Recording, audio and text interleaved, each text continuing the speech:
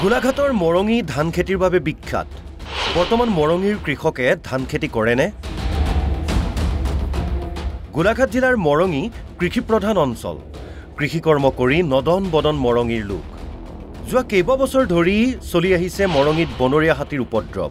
বনৰীয়া হাতীয়ে খাই তহিলং কৰে পথাৰৰ ধান।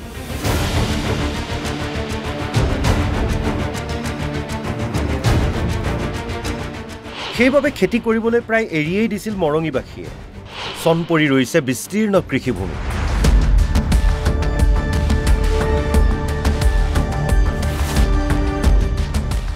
এতিয়া আকৌ উদ্যমেৰে ধান খেতি কৰিবলৈ লৈছে অঞ্চলটোৰ মানুহে।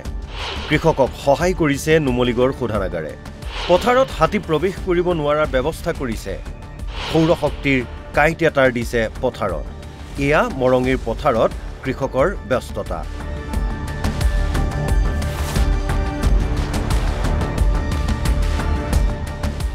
শালি ধানৰ খেতি কৰিছে, ট্ৰেক্টৰেৰে হাল বাইছে, ৰোৱনীয়ে ৰুইছে, কাৰণ তেওঁলোকৰ বিশ্বাস সৌৰশক্তিৰ কাঁইটীয়া তাঁৰৰ বাবে হাতীয়ে পথাৰৰ ধান নষ্ট কৰিব নোৱাৰে।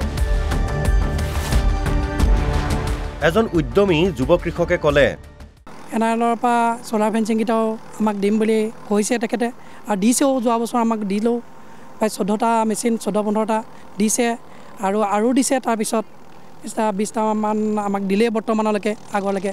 কিন্তু এতিয়া আকৌ নতুনকৈ দিব। তেখেতসকলৰ লগত আমি আলোচনা চলি আছে, কিন্তু তেখেতসকলে কৈছে মানে দিবই আৰু। চাওঁতে মানে মানুহে ৰোৱাৰ পিছতে লগালগ আৰম্ভ কৰিব। আমিও চ'লাৰ ফেঞ্চিং লগালোঁ ইতিমধ্যে। চ'লাৰ ফেঞ্চিঙৰ দ্বাৰা বন্যহস্তীৰ উপদ্ৰৱ ৰোধ হ'ব বুলি ভাবেনে আপুনি? ভাবোঁ। মই এই বছৰেই আপোনাৰ নতুনকৈ বড়ো ধানৰ খেতি কৰিছিলোঁ, হাতী পাৰ হোৱা জেগাতে। তাতে 10 বিঘা মাটি খেতি কৰি মই সফল হৈছোঁ। মই ইতিমধ্যে ধান কাটিলোঁ, কাটি ভৰালোঁ। সেইটো কাৰণে মই সফল হ'ম বুলি সকলোকে কৈছোঁ, জনাইছোঁ। বৃহত্তৰ অঞ্চলটোৰ পানীকৰা, শলমাৰী, পাতকটীয়া আদি গাঁৱৰ ৰাইজে পথাৰত চ'লাৰ ফেঞ্চিং দি আকৌ ধান খেতি কৰিছে।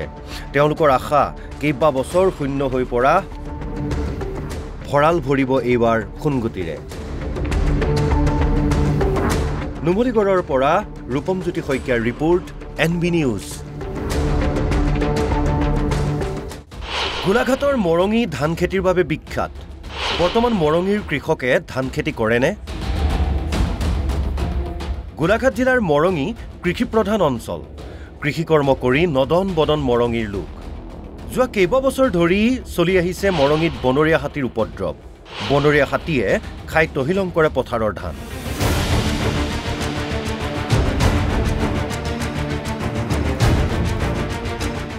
সেইবাবে খেতি কৰিবলৈ প্ৰায় এৰিয়েই দিছিল মৰঙীবাসীয়ে। চন পৰি ৰৈছে বিস্তীৰ্ণ কৃষিভূমি।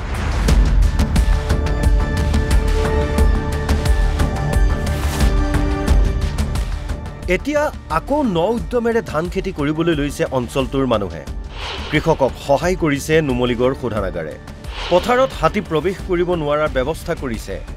সৌৰশক্তিৰ কাঁইট এটাৰ দিছে পথাৰত। এয়া মৰঙীৰ পথাৰত কৃষকৰ ব্যস্ততা।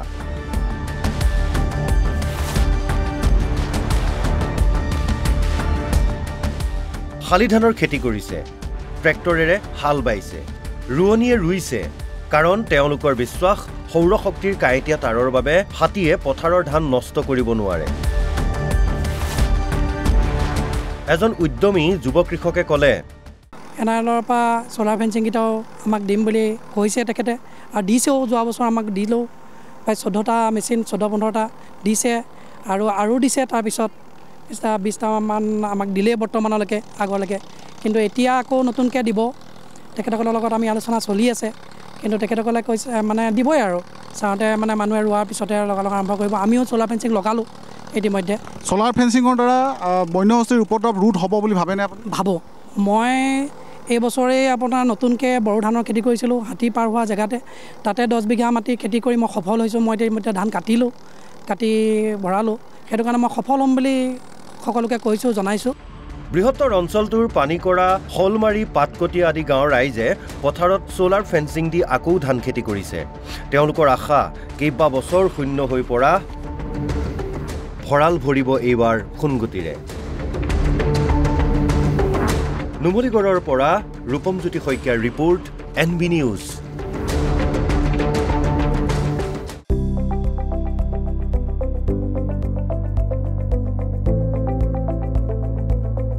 NB নিউজ, সহজ সৰল ভাষাত নৱভাৰতৰ কথা।